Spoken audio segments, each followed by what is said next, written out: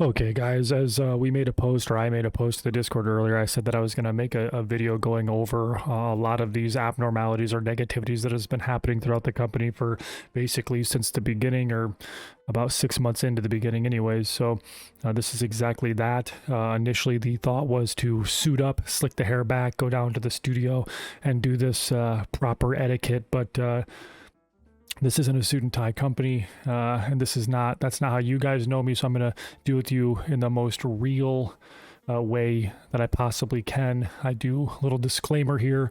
I'm going to be going over a lot today, so to categorize it better, I have written some things down here, a lot of things down, and so some of this will be off the cuff, and then some will be written or read from what is written, so bear with me there, but we're putting a lot, we're putting a lot out there, so I wanted to make sure that I was precise in the order in which I was releasing all these things. So we're going to get into the first bit of it.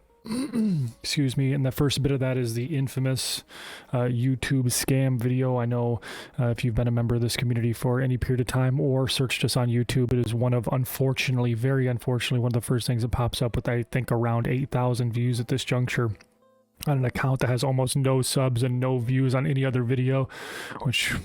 well, we'll get to that in a moment.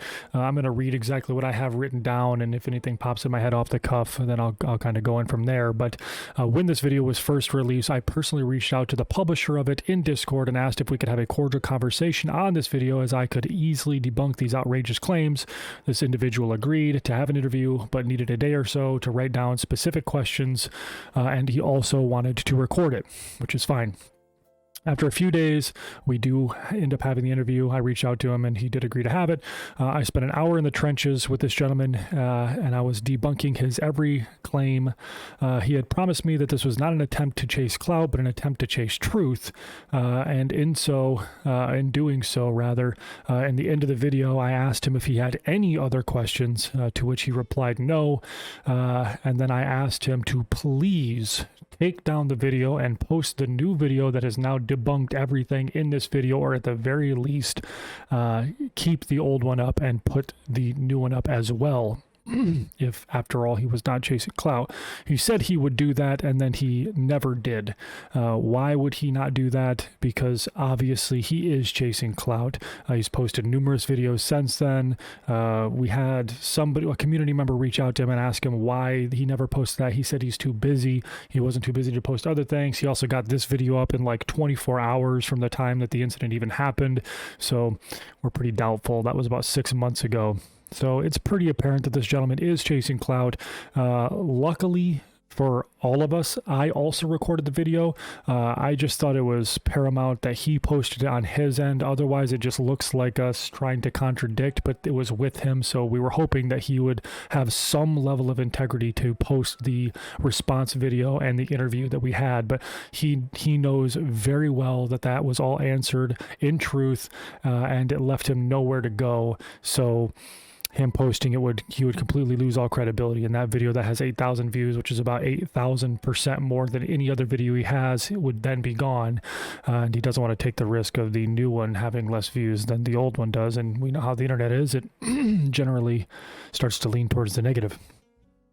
I do want to state, though, that the conversations posted between him and Baby Davey during that episode was the worst part of that entire video, and Baby Davey had just inherited his position. That's not an excuse, but he could have articulated things differently, and he grew a lot because of that, and we grew a lot as partners because of that. So he obviously rectified that situation, but out of everything in that video, that was the thing that was the most disheartening, is that Baby Davey could have handled it. And he's such a professional. If anyone has ever dealt with him in the Discord, he's one of the best. So that was out of character for him, and that was the worst part of that outrageously ridiculous video posted. But it laid the landscape for a lot of other negatives to come. I suppose we'll go over that here shortly. So we're just going to cook right along here. Why we DQ and ban and do not release the information. This was carefully deliberated between all of the staff team members, and we felt very strongly in the early stages that it would be the best medicine for long-term cheat mitigation. When you talk to a cheater, you are not talking to one person with one account. You are talking to one person with countless accounts. Accounts are so easily accessible in this landscape that is just not the world you're dealing with. You're not talking to one person that's going to stay in the account. There's so many ways to manipulate, and the more ammo that they have, the harder it is to mitigate the cheats rather. So understanding our process a little bit better and as to why that is so important. First is the misconception that the cheat mitigation happens at the viewing level, meaning that we break down video and we make the decision there. That is not true. I mean, we do that, but it's an 80-20. We'll go into that in a second, so it's better I just read it. Excuse me. We do not, have not, and never will DQ or ban on a feeling or because someone is too good. When we ban, it is analytical, it is precise. The numbers do not lie, regardless of what ridiculous excuse those who wish to manipulate may give. So understand that it is not an instance of us guessing and being 50-50. This is a 80-20 Pareto distribution that is reinforced by the data, beyond the data, and that is the tape review. Allergies. So please understand that that is actually how the process goes. The numbers are a far more reliable thing to lean on, as they do not lie. So know that.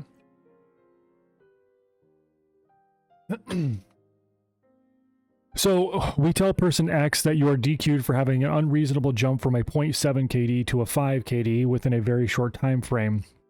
The only thing this does is provide them ammo to manipulate not only our events, but other events in the future. Also, it opens the floodgates for the community to play judge and jury. Although passionate gamers, the community does not have 2 years worth of data over thousands of accounts to know what is irregular and what is not. So you announce to a team that a player has been banned for playing far beyond their means, and the community goes to play judge and jury. And we all know here that the internet, especially as it pertains to esports, can be unbelievably toxic. And also, they can ignorantly chase a narrative only to be toxic. We are desperately trying to avoid that situation.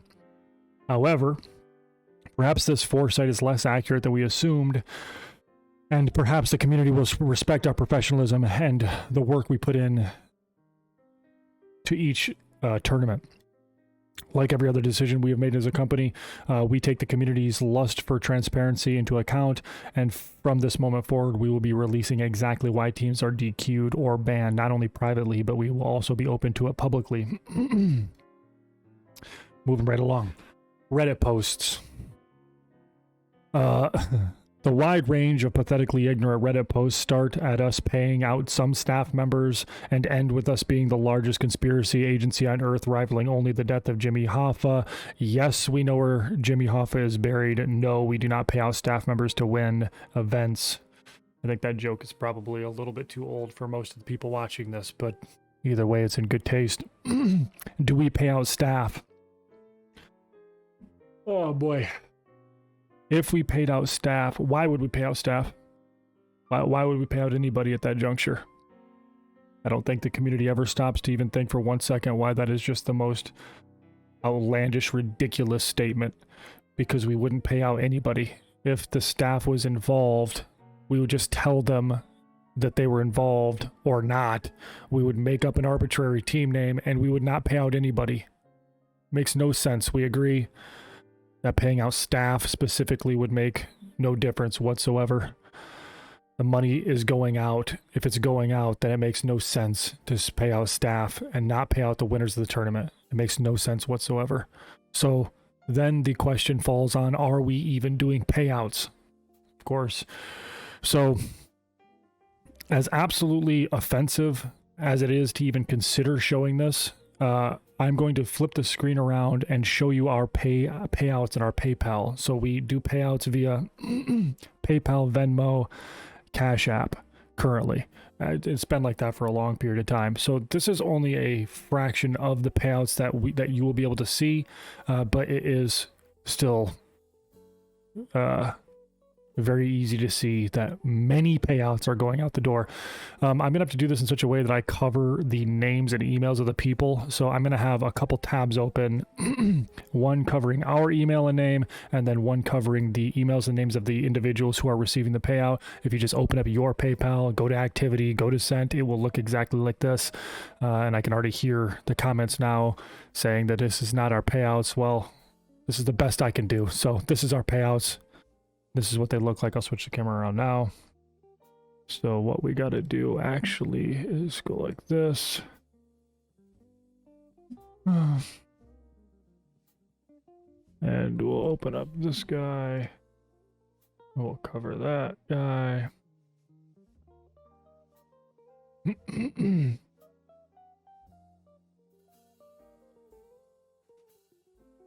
And I suppose we'll just use Discord if you guys don't mind to cover the other side.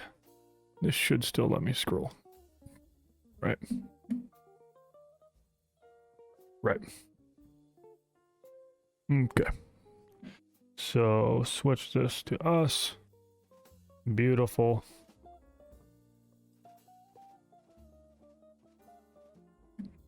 There it is. You should be able to see it. I don't know if it's even the top. I also have no idea what order this is. I literally just did the steps I told you. I don't know if this is ordered by date, I don't know what this is ordered by, but you can see it either way. Payment, which is nice that it shows that right there. Cool. So you can see that it's outgoing. This is the bit. This piece up here is just covering our information in the top right of the PayPal, and then over here where the Discord is at is just covering their emails. Would be like right here. Okay, so 25, 25, 75, 75, 340 going to Europe, 1500, 1500, 10,000, 25, 25, 1200, 50, 30, 500, 1165, 400, 701, 100, 3000, 343, 350, 4000, 1500, 300, 600, 450, 100, 600, 600, 150, 150, 704, 120. And just so you guys know, if you've never won in one of our events, the team then can come together and say, hey, we want all the payouts going to this guy, or we break them up separately. That's why these numbers are so ridiculous. I mean, sometimes we'll send one person Venmo, then two people PayPal. So it's just a random thing. But as you can see, $1,400, I mean, $300, $50, 123, 123, 350, 600, 600, 600, 712, 100, 100, 31, 150. Some of these would also be refunds. Obviously, 300, 100, 211, 211. All these are Europe. 100, 300. We have one staff member that's Europe that would take Euro, I believe.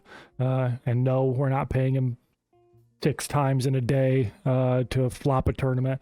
So is this Euro as well? No. 1500, 1400, 33, 119, 600, 33. I could go down and down. I think you guys would get the picture. The only thing this PayPal is even for is payouts. All we do is pay out. We paid out almost $500,000 in the past year and a half of us operating this business. We pay people out. So there's that. Bringing it back out to us. Beautiful. It's so unfortunately crummy that we have to show that way. I mean, it really is. I can't imagine being the owner of Coca-Cola and having to do that. You know, we're a reputable business, partnered with Activision, partnered with Discord, about to be check marked on Twitter. I mean, we have the best players on planet Earth playing in our events, and I'm resorted as the largest tournament host platform by number, by volume, to show my screen and show out the payouts on PayPal. That's what we're resorting to here, because this community is so unbelievably toxic that my hand is literally forced to do that. So that is extraordinarily uncomfortable and unfortunate, but I suppose that will then leave no doubt, and every time anyone says that, they can just come back to this video and watch the countless payouts, which I scrolled 2% of the way down to show you guys. So do we pay people out? Of course we pay people out. Do we pay out staff? No. It makes no sense to pay out staff. Zero. None. We've never did it. We never will. Okay. Moving past that. The Reddit posts. Let's get this guy back up here and shrink this. I can see this and read. Same time. Here we go. The Reddit posts. Obviously, we are paying out someone, and we pay out a lot. It makes 0 sense for us to be paying staff because we could just not pay them. It's terrible. If you're going to be a scammer, it's terrible. That's a terrible scamming position to be in, to pay out staff. You just pay out the tournament. The positive to negative ratio there is absolutely ridiculous. So there is some big portion of the Reddit posts, and I'll go over more, and this is another big one. We ban players for playing too good, right? So we love this one. Here's some food for thought. Do you think if a team is cheating or manipulating the system that they will do good or bad? Probably good, right? Because, well, they're cheating. So they're probably going to be the top of their division. Right. We do ban and DQ players for playing too good. What they don't show you is their KD going from a 0.98 to a 7, getting 4 wins with 30 kills a game in the novice division. That's what they don't show you. They don't show you how too good. They don't show you what too good means, how abrupt too good is. And of course we ban players from playing too good, but we've never banned a player for having a good day and playing fairly within their means. We only rely on the data, and we ban people accordingly, period. So they get caught, they believe they are smarter than the system, and that we have no proof because we obviously don't release it for the obvious reason as stated above. They sprint to Reddit and they cry scam. And this is the part that video has had such a detriment on our business, because if you look at the video and then you look at the Reddits, you'll see a cohesion between all of them. And the cheaters and the manipulators lean on that because it gives them some fodder. And then they go to Reddit and they cry. And then the other people that we ban and the cheaters go there. And then the people who fill the gaps are people who just have a lust for negativity, that have no idea about us, not even in the Discord, never participated with us one time. And they just go in there to back their claim because they love negativity so much. And it is so unfortunate. We have taken so much heat because that video exists. So there's that. As far as playing too good, again, things that I truly, to my soul, wish we did not have to release here today. But here are some analytics that we don't want to release, but will. The standard deviation is 0.8.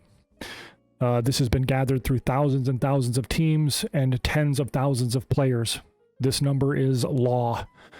This means on any given day, under any reasonable controlled environment, the average shift is 0.8. And to clarify exactly what this means, because I feel like we're going down the rabbit hole here and I need to, it can be more than that, it can be less than that. That is the standard deviation. That is the average. That is, if you go on your account right now and you look at your last 30 days, on any of those given 30 days, your standard deviation, your deviation rather, will be 0.8, somewhere around there, 1.2, 0.5, 0.4, maybe as high as 2, although rare, it can happen. But there's tons of variables, which we'll get into here in a second. There's, of course, extreme examples of this, but they are extraordinarily rare and almost only happen on the professional level. The variables at the professional level are being assisted by other extremely talented players or being blessed with a lobby with a skill level much under their own.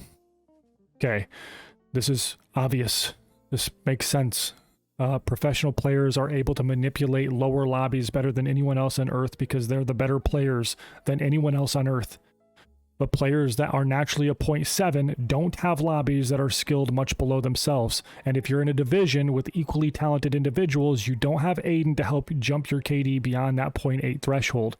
Again, we're gonna keep using that 0.8 threshold, but I'm gonna reiterate that it can be higher than that, it can be lower than that, but that is the average, anywhere around there.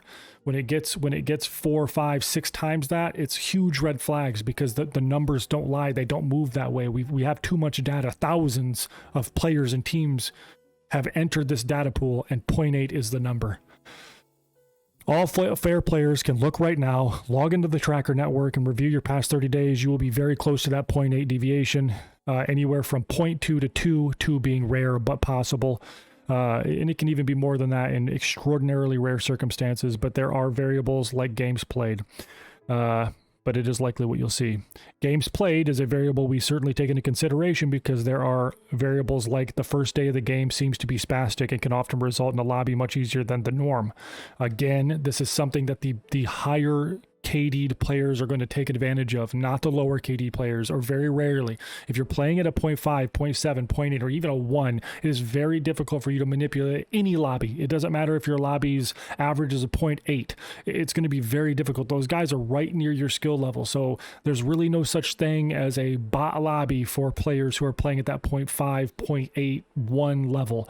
And it's no offense to them. It's fine. They probably have full-time jobs, but and other responsibilities, and or maybe just not get huge gamers. But either way, they do not get to manipulate lobbies like the better players do.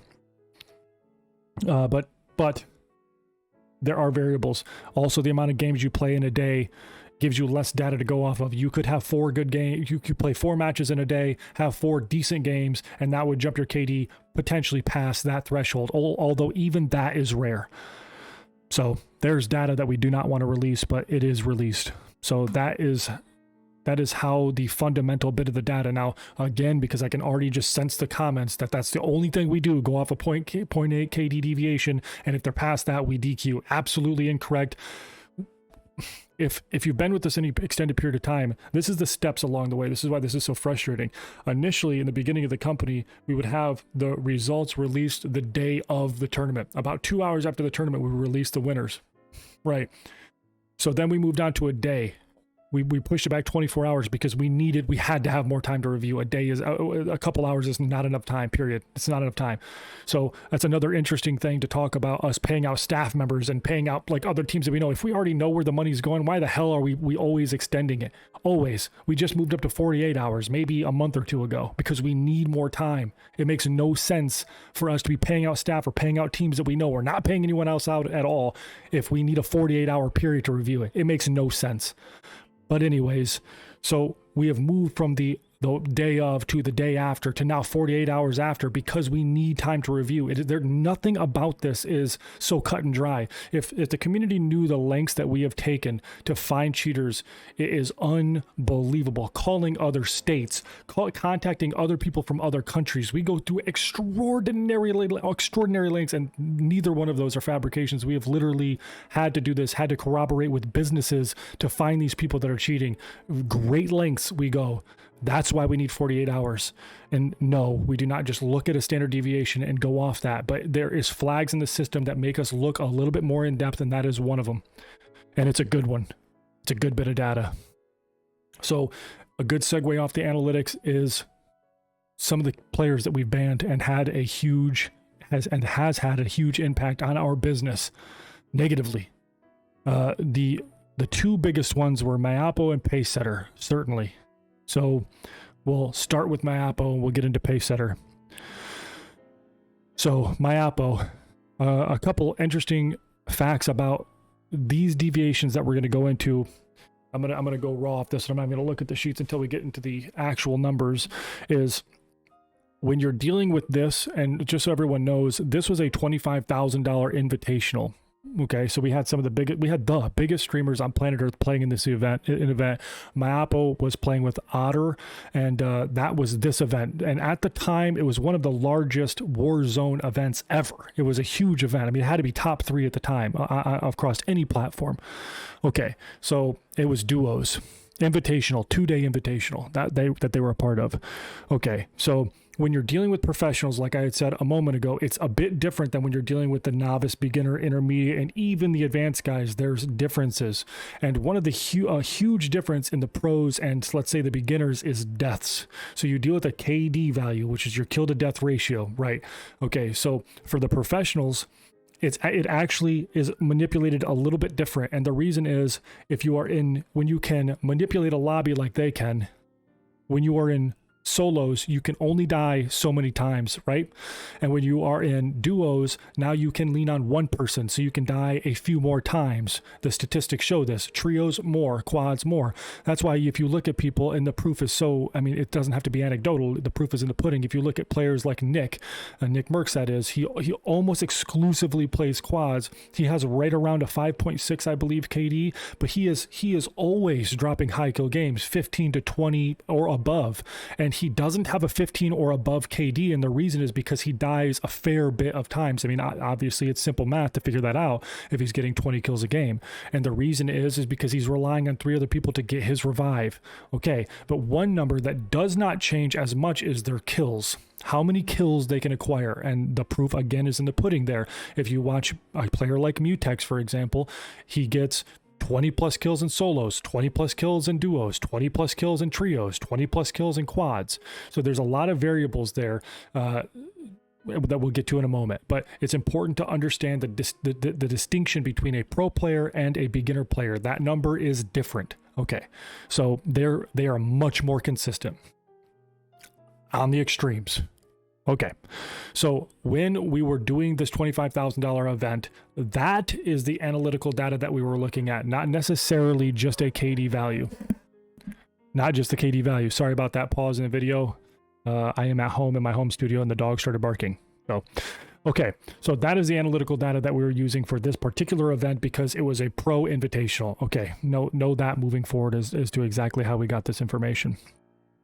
There's a couple factors in the Mayapo abnormalities that are worth noting. The player had switched from console to PC, and to our knowledge, and it is almost a certainty, this was the first event they had ever played once switching from console to PC.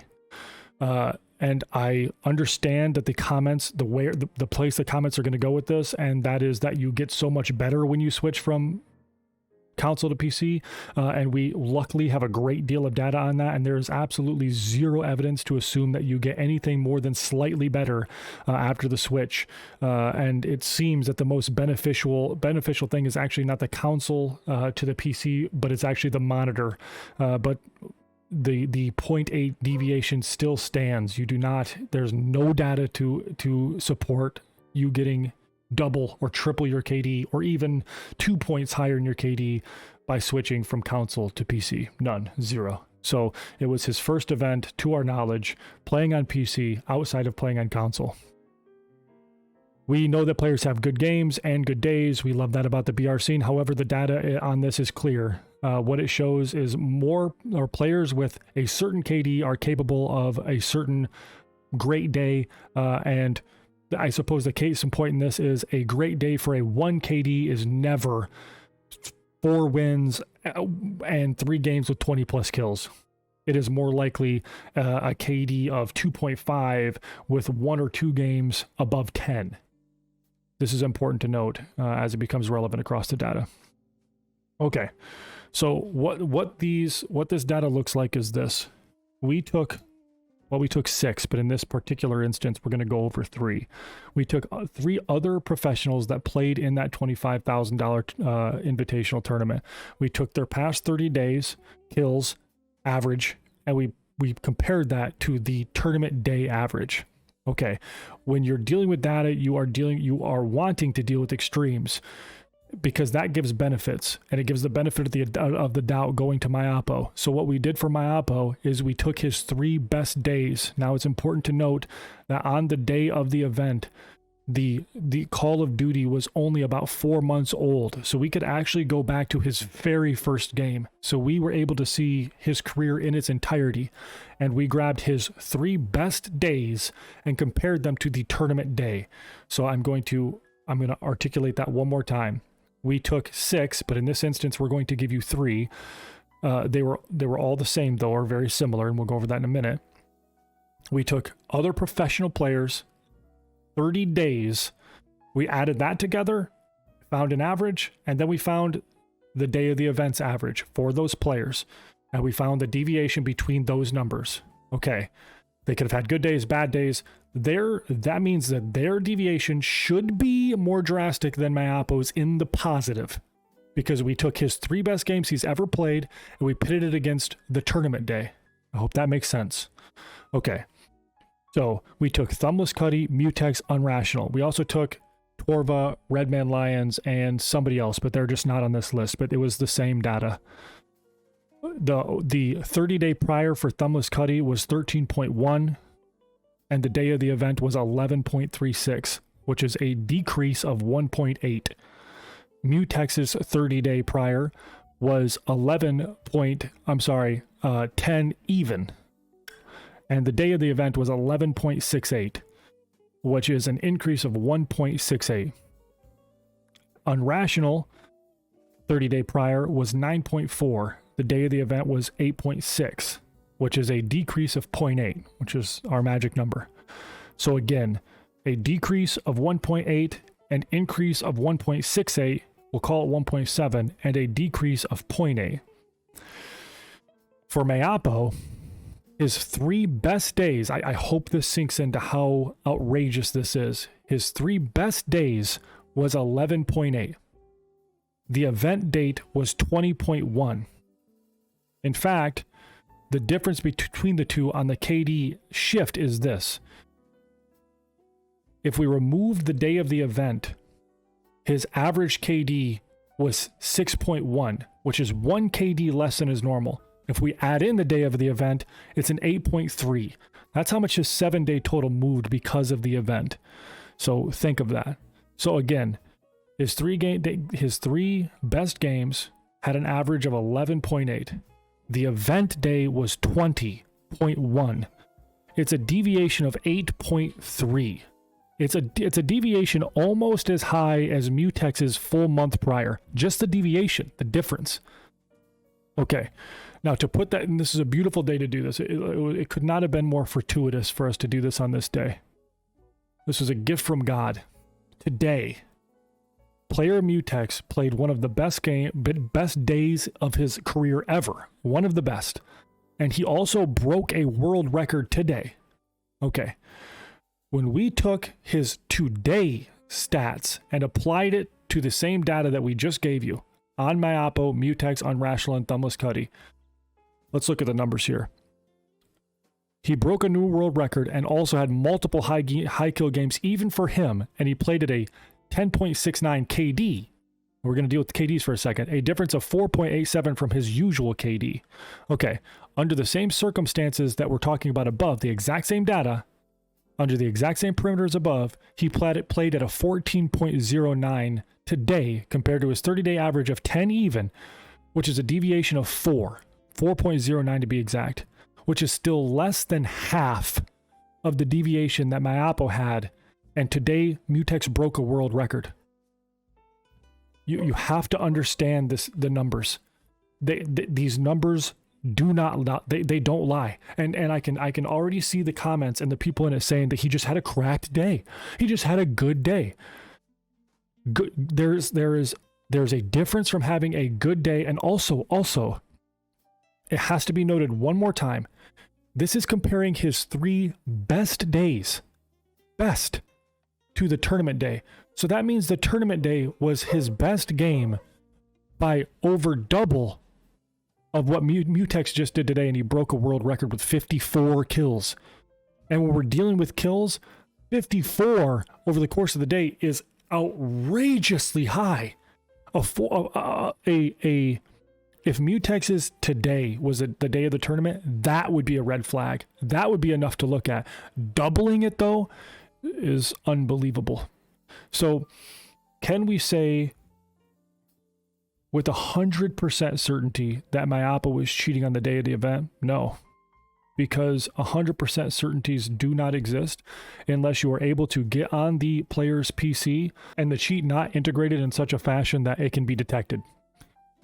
That's the only way that you can do it, or you have to find something that proves it. It's almost an impossibility. You can have a player with a KD of 1 jump to a 12, and it's not 100% guaranteed that player is cheating. That's the unfortunate part about what we do, but we have to take the analytical data and we have to trust it.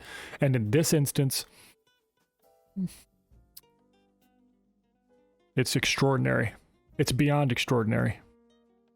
So, another thing that I absolutely must get off my chest with this Mayapo situation, and then we'll bury it forever, because believe me when I tell you that this is something that I have wanted to attack since day one, but we did not want to re-stir up the community, and to be honest, the company could not take many more negative hits past this. But a lot of or a fair bit of professionals decided to go up and go out on the shield with Mayapo for this DQ and claim that we are making poor decisions or banning for no reason, or a common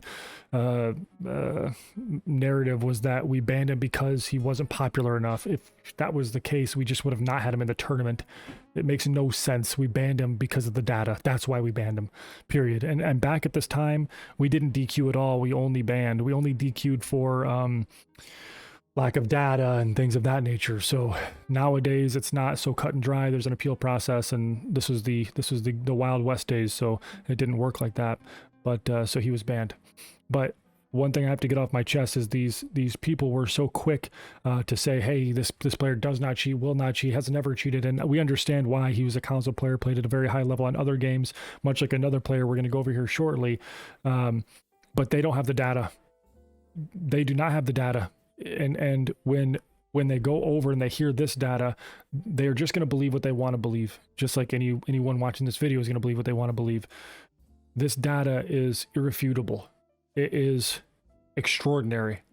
So I just want to say that just because a pro player says that somebody is playing legitimately, they're not on their PCs. They're not looking at the data.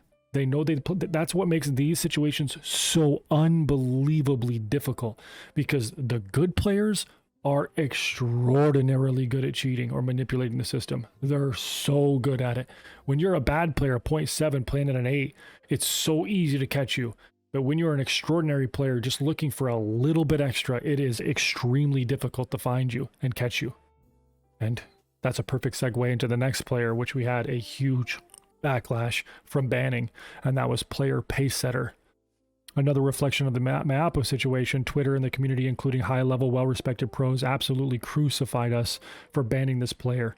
Reddit posts, constant backlash on socials, and then, of course, 5 months later, Tommy pressures him because of some sketchy gameplay, not even any data, and forces him to admit it. So the player has admitted since to cheating. But of course, no one in the community, no one, pros, nobody, reaches out to say, whoa, we owe Dialed Up Games an apology because they caught this guy 5 months ago and he was breaking world records and winning countless tournaments, money, real money. Same thing. A phenomenal player. He played Blackout on console and played it at a high level. He is a phenomenal player, competent in any game, also caught cheating. Also, when we banned him, go back and look at Twitter. We were crucified for banning that individual. High-level pros reaching out to us, stabbing us to say this kid would never cheat, and then he gets caught cheating. But Mayapo's not cheating unless he admits it, and maybe he's not. But the data, just like for Pacesetter, irrefutable. Biffle. Biffle was inadvertently banned for slander. He was part of a 4-man team with one member blatantly cheating through data, and the team threatened lawsuits and obliterated us on Twitter. We didn't even ban the team initially. We DQ'd them and only banned the player. But after countless warnings for slander, we banned the entire team. And to our knowledge, player Biffle was only guilty by association. And if a day comes that he wishes to play in the event, as long as it's not with that former team, which we actually believe to be a random team, as he has not played with them in almost a year, then he would be welcome to do so, as to our recollection. And at the time of this video, digging to find it, he actually made no comments about it at all. He just kind of let it be what it was. But our hand was kind of forced on that one to ban the team because of slander. So that is why player Biffle was banned. So that is all we have written here. I hope, although certain that it will only to some, I hope that answers a lot of the questions. I know we did not go over everything today. I hope it answers a lot. I hope when you guys look at these Reddit posts, when you look at these social media posts, when you see people coming in the Discord and crying about being DQ'd because they're playing too good, you just take a moment to think the question through. Think why we would do that as a team, as a company, as one of the largest Warzone companies on planet Earth, partnered with multiple different organizations. Why we would pay out staff. why we would not pay anybody at all, why we would ban for no reason, ban for being too good, what we would benefit for that if, as you clearly can see, the money is going out anyways. It has been an unfortunate journey this side of this. I mean, we have so much to be thankful for rather. What we've done in this industry has been nothing short of being remarkable. We were the first people to ever do this under this modality. And if you watch closely, the only thing that any competitor does is copy our absolute every move. That's what they do. If we do it, they do it. That's how it's been since the very beginning. And there's a saying in business that it's first to be second, and they can look and see and learn from our, I guess, mistakes, but realistically it's integrity. That's why when you look at other tournaments, you know, for example, one of our main competitors, their last beginners event almost doubled our KD because they don't ban. They don't DQ. Why don't they ban or DQ? Because look at the scrutiny we get for doing it. But it's the right thing to do. So we will continue to do it. The only difference now is not only are we going to tell the individuals exactly why they're banned, but we will not shy away from it publicly. So if you want to come into a dialed up event and you want to cheat, you want to run to Twitter, you want to run to YouTube, well, then you're going to have a community behind you knowing exactly what you did. So we hope you guys understand and appreciate that. If you guys have any questions, my name is YOLO Fed in the Discord. I appreciate you all greatly. Speaking for everyone over here at Dialed Up Games, we love this community. We want to do the best for this community. We always have done that. And thank you. I also wanted to ask the community to share this, comment on this. Let this video be the video that is the first video that people see when they go to YouTube. We work tirelessly over here. I have given pieces of my life for this company and how hard I've worked at it, the amount of stress that I have adhered to for the community, for the company. So if you do support us, I just ask that you comment, you share, you show some love, show some positivity, share it through social media, show some positivity. We could use it. We work very hard to achieve it, and we appreciate it. Thank you.